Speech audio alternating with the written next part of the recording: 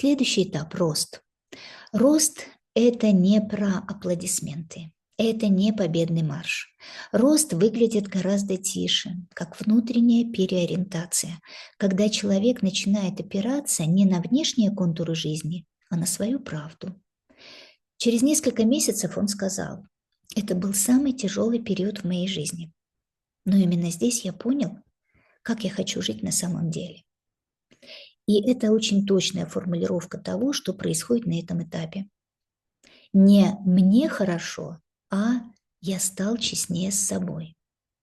На этом этапе мы видим несколько признаков реального выхода из кризиса. Первое. Человек перестает бороться с прошлым. Появляется ощущение: да, это было больно, и это часть моей истории. Второе.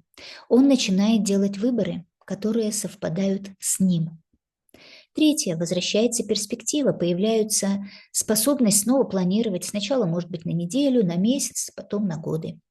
Возвращается способность хотеть хоть чего-то. Четвертое.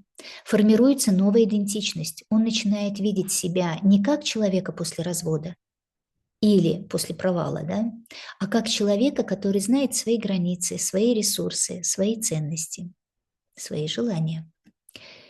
И пятое. Появляется благодарность себе.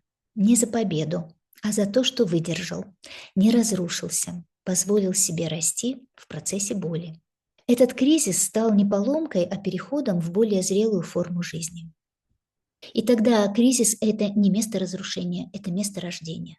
Когда человек опирается на самого себя. И, может быть, это происходит даже в первый раз в его жизни. И, наверное, это одна из самых удивительных частей нашей работы – видеть, как в разрушении появляется жизнь. Кризис – это точка, в которой заканчивается прежний человек. Это там, где страшно. Но именно там открывается шанс на новую глубину и новую зрелость. И наша задача как специалистов – быть рядом. Не торопить, не тянуть, а просто держать пространство, пока человек заново собирает свою опору и свою форму. Потому что в пустоте может появиться смысл, а в хаосе – новая структура.